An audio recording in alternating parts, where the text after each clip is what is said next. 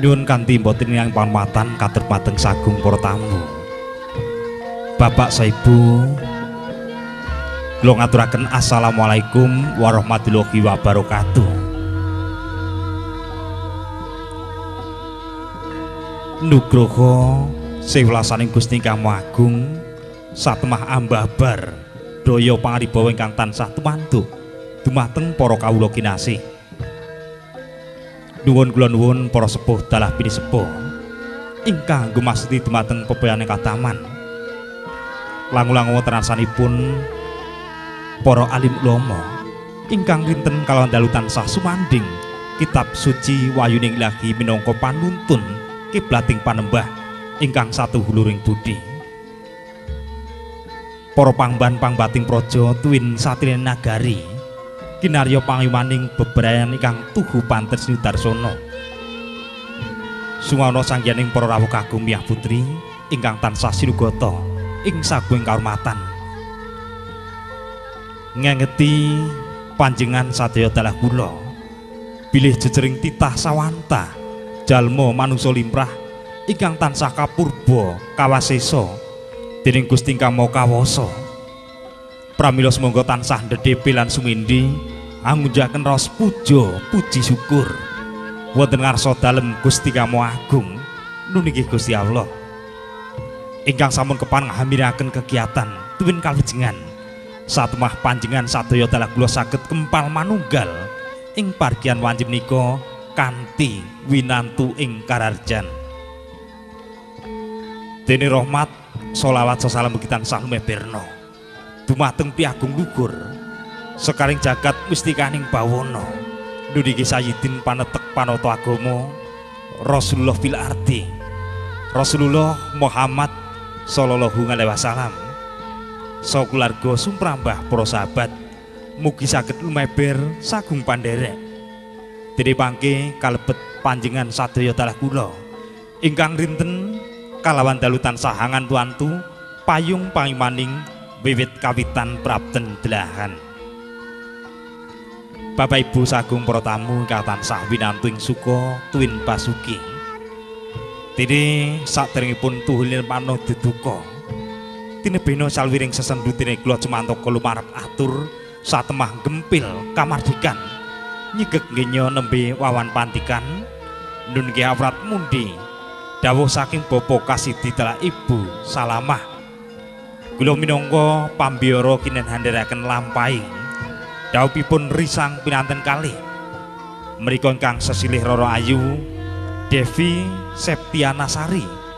dawuh kalian Bagus Kukuh Nugroho mriku atmaja kagungipun bapa priya dimeja dalah Ibu Pariyati ingkang saking Sambon Sumber Dalem Kecamatan Kretek. Mriku kawistara tumapaking adicara ijabing pinanten kali menika sampun lumampah rikala wau kirang langkung tabuh 8 enjang wekdal niswantara imbang prajima. Kairing do pamuji saking sagung para tamu mugi kenya hanetepi darmaning ngasepuh wiwit purwa madewasana emang kita sapi kantuk song-song kalujengan satemah saged lulus rarja kali sing sambikala. Areh ning sadaya sampun samekta tuwin satata pramila imangke adicara tumuli badhe kula purwakani minangka pambuka kula badhe ngaturaken sesanti pamiyaking sarana kinarya sarana hamumayu hayuning sasama. Salajengipun katurmateng sagung para tamu semangga menika dipun dherekaken lenggah kanthi mardikaning bali hangantu tumapaking adicara sakmangke. Nuwun.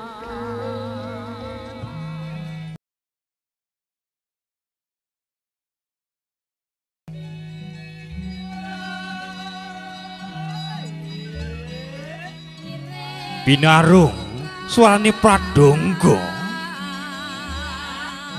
munyo hangrangin ambabar gending ketawang puspawarna nenggih kinarya purwakaning kandha pante pundi ingkang kaeka adi panca parasja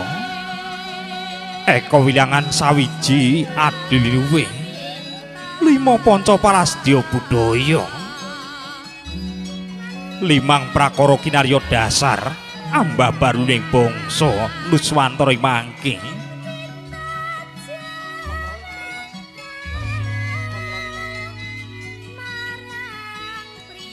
Dene wonten ingkang jinarios mugung gumularing dusun Bangun Sajakerta ing madyaning padusunan Wisma ingkang rinengga sagung kaindhahan praripun manika mawarna-mawarna nenggih menika ta dalem panjenenganipun bapa Kasidi dalah Ibu Salamah nuju ari kang piniji Surya kang pilih warsa kang ginanta kinarya papani suda jalma kang antuk nugraha kang arsa wisuda piniwaha nikat maja putrinipun ingkang sesilih Rara Ayu Devi Septiana Sari nalika semana sampun kepareng mijil saking Pante Busana giya kakanthi manjing ing sasana Adimulya senadyan lon-lonan genya lumaksana parandene mangke risang pinanten putri wis ngancik unggihan kang tinuju nenggih sasana Adimulya ya dampar pelaminan imake dening kadang Pangedi Busana giya katuran lenggah wonten ing sasana Adimulya ingkang sampun tinata rikala semono.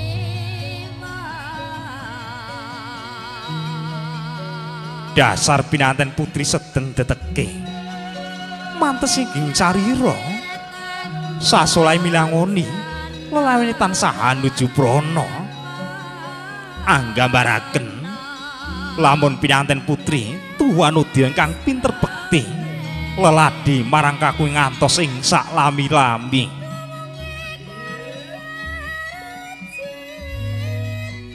nalika semono mangke pinanten putri sampun kepareng lenggah anggana raras tegesipun lenggah piyambakan jroning kalih amung tansah ngantu rawuhipun ingkang raka garwa parantine tatan kawijil pandikane amung semening wadana sungsasmita mugi pinanten kakung daya katuran rawuh pramila Lawung jagung sampami pinunggil semantun pangkrumpaka rawipun pinanten putri sasana ringga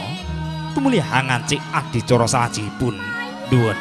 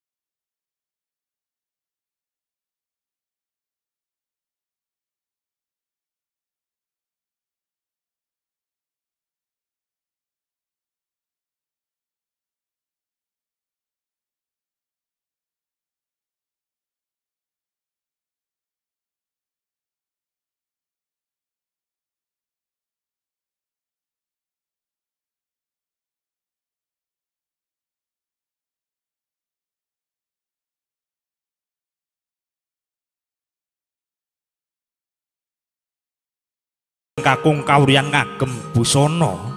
ingkang angimba busananing Narendra lamun kadulu saking Mandrawa katon agung Prabu Miwah Prabawa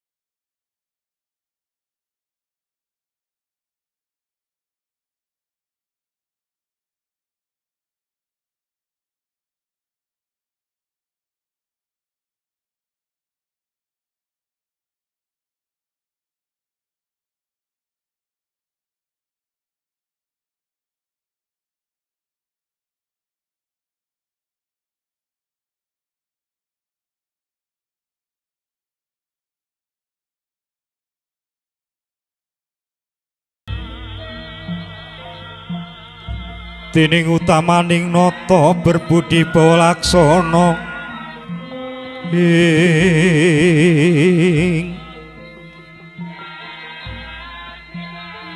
lon-lonan genya lumaksana Sang Pindha Narendra genya tumuju ing sasana adimulya ananging kalira wis manunggaling cipta rasa budi miwah karsa arsa amemangun bali wisma manjing ing madyaning budyan agung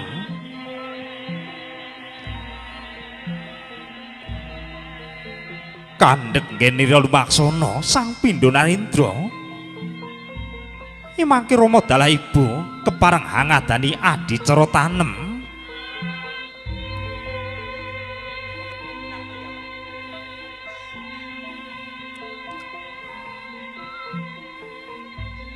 dene adicara menika ngemu pasmon bilih wiwit ari menika Sang Pindha Narendra sampun madheg bali wisma mandiring pribadi sawal saking panggulantahing Rama lan ibu arsa hangebir samudraning gesang bebrane mangke dupi priksa imangke saking para punden catur sampun keparlenggah monggo sinambi ngaturaken pambagya sungrawuh katurmaten keluarga agung saking Sambon menika pliripun keluarga agung saking Bapa Priya Dimeja kasuwun emangke pinarak lenggah kanthi mardikaning penggalih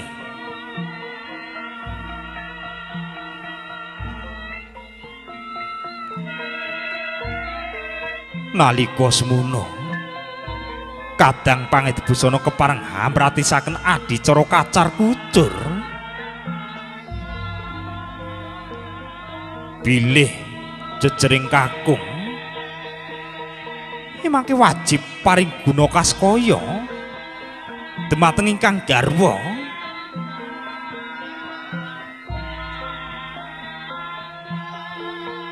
sedaya asiling paring kedah kaparingaken datan wonten ingkang kasngedahaken sampai habis Mas semanten ugi pinanten putri anggadhahi wajib anampi guna kaskaya paparing ingkang raka garwa kanthi gemi nastiti ngati-ati den cak-caken kanthi permati mulih rajaning keluarga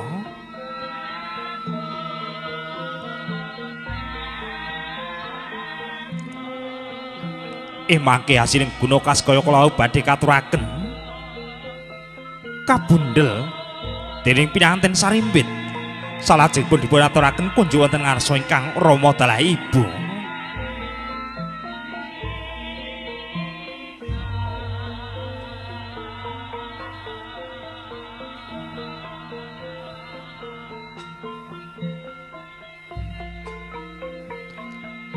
pramila katurmateng ingkang Rama dalah ibu kasuwun jumeneng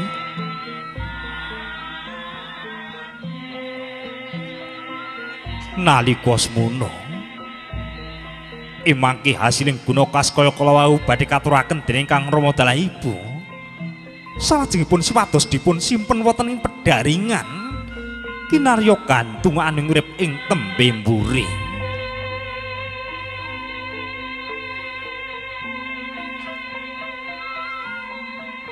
pranyata wasis paraga ingkang piniji Hamranata busana ning pinanten kekalih sayekti datan wonten ingkang kuciwa sinten to minangka juru riasing pinanten sarimbit tansah inggih saking sanggar tata rias pengantin Puspawangi tata rias menika Kang Kasta lumantar Raka Mas Puspa Kuntara ingkang lenggah dedalem wonten ing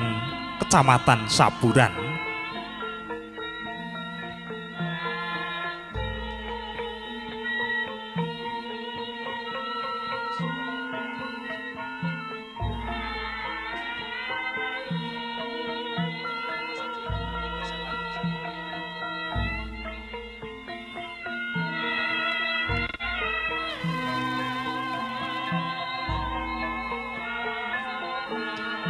Durike sagung para tamu ikatan sah winantu ing Sukotin Basuki Kawistara pinanten kakung Handulang wujuding Gembel Bujana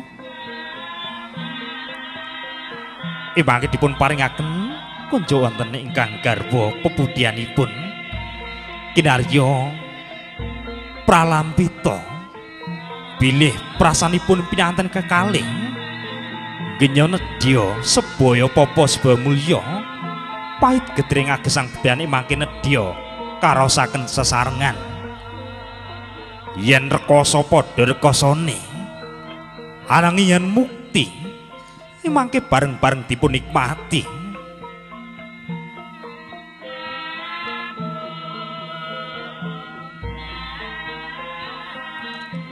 Purna ngenyohan ngadani adicara Darwalimah tumuli ngunjuk wujuding tirta wening bilih dumadining jodohan tuwin rumaketing bebesanan sampun kapenggalih kanthi wening uging pasmon pangangkah pinanganten sarimbit tansah rumaket kalian kadang sederek sing sanak tansah semanak tansah sumeh anggenipun ambangun kekadangan kalian sanes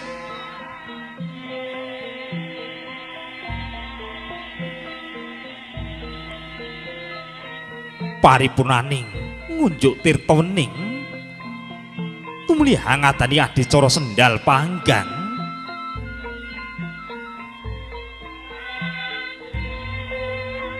bilih Sang Pindha Narendra yori sang pinanten kekalih anggadhahi kekajengan kang ageng anggenipun sami pados pangupa jiwa ing salebeting gesang bedan ambangun Baliwisma saha menawi wonten bot karepotaning keluarga sepisan malih mangke tansah siningkuyung sesarengan yen rekoso padha rekosane ananging yen mukti mangke bareng-bareng dipun nikmati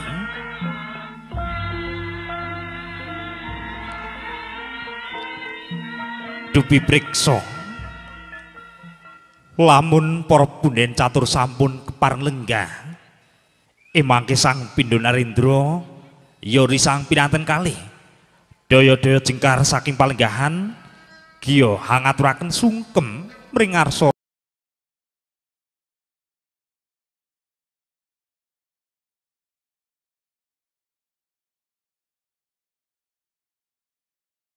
nalika semono sampun jengkar risang pinanten kekalih repepeh pindho sata diantara ngarsa Rama lan Ibu Wadanaya konjem ing Bantala tangkeping asta sumembah sinartan ening cipta nyadong pangastawa saking Rama dalah Ibu duh Rama so Ibu kula sowan wonten ngarsa panjenengan mboten sanes badhe nyuwun pangsama Rama dalah Ibu awit betalku mung tansah damel klebet karepotaning Rama dalah Ibu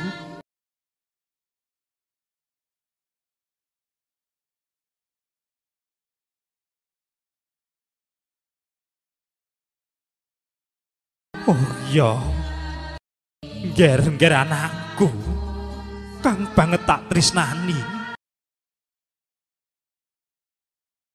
pancen kono kuwi wis dadi kewajibane wong tuwa marang anak ya nger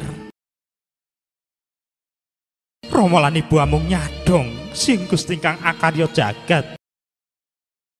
muga sedya lugur kang mbok candhi antuka berkah paestune Gusti kang Maha Agung lan tansah pinaringan karahayon ya nger cah ayu lan cah bagus kang tak tresnani matur nuwun Rama dalah Ibu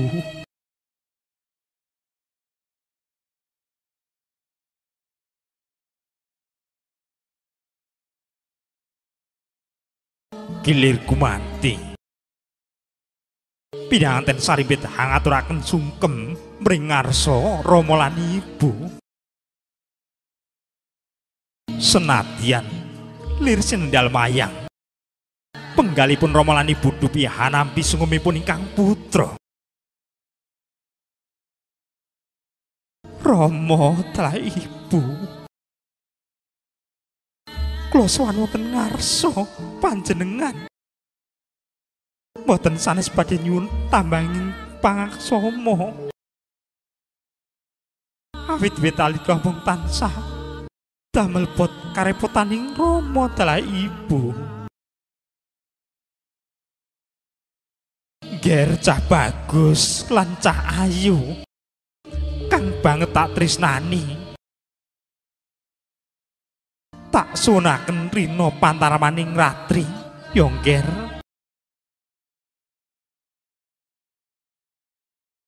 Muga menapa ingkang dados gegayaning manah sliramu ya Nger, mangke tansah pikantuk berkah pangesune Gusti ingkang Maha Agung. Matur nuwun Rama telah Ibu.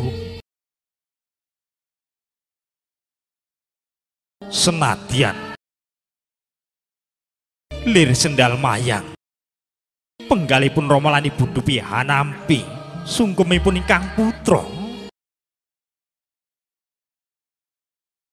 Parantine mangke para punden catur samya paring donga pangestu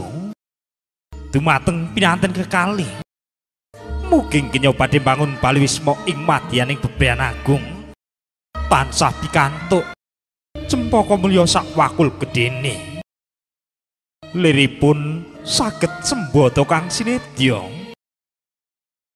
jumbuh ingkang ginayolan dumugi ingkang kaesti lestari pinestining jodoh atut runtut bagya lan mulya saha tinepina saking guru-guru lan rencana.